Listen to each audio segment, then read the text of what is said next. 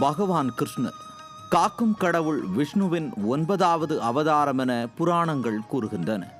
மதுராவை தலைநகராக கொண்ட வரிஷினி ராஜ்யத்தை ஆண்டு வந்த கம்ச அரசனின் கனவில் ராஜா வாசுதேவனுக்கும் ராணி தேவகிக்கும் பிறக்கப் போகும் 8வது குழந்தை தனக்கு ஆபத்தை கொணரும் என ஒரு அசரீரி குரல் கேட்டதால் வாசுதேவனையும் தேவகியையும் சிறையில் அடைத்து அவர்களது 6 குழந்தைகளையும் கம்சன் கொன்றான்.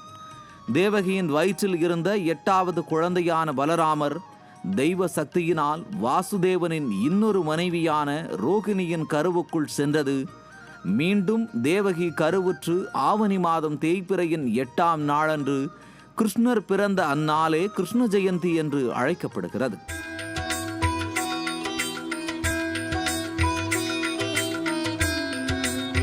கிருஷ்ணர் நள்ளிரவு பிறந்தார் எனும் நம்பிக்கை இருப்பதால் அதிகாலை பூஜைகள் செய்வர்.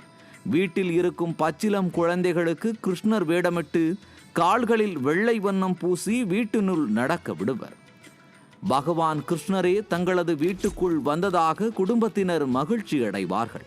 தொடர்ந்து கிருஷ்ண ஜெயந்தி அன்று கிருஷ்ணருக்கு மிகவும் பிடித்த சீடை, அவல் லட்டு, அப்பம், தட்டை, முள்ளு முறுக்கு, தோயம், வெண்ணெய் பால் திரட்டு, நாட்டு சர்க்கரை போன்றவைகளை படைத்து வழிபடுவார்கள்.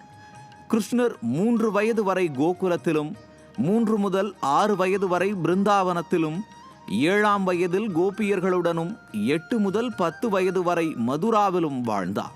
கம்சனை வதம் செய்த போது கிருஷ்ணருக்கு வயது 7. கிருஷ்ணர் இளம் வயதில் கோகுலத்தில் வாழ்ந்ததால் அவர் அவதரித்த கிருஷ்ண ஜெயந்தியை கோகுலாஷ்டமி என்றும் சொல்வார்கள். கிருஷ்ணர் கோகுலத்தில் இளம் வயதில் கோபியர்களுடன் சேர்ந்து விளையாட்டுகளில் ஈடுபட்டதை வடமாநிலங்களில் ராசலீலா என்ற பெயரில் நாடகமாக நடத்தப்படுவதும் வழக்கம். அந்த வகையில் பகவான் ஸ்ரீகிருஷ்ணரின் அவதார கதையை கண்டு நாமும் கிருஷ்ண ஜெயந்தியை கொண்டாடி மகிழ்வோம்.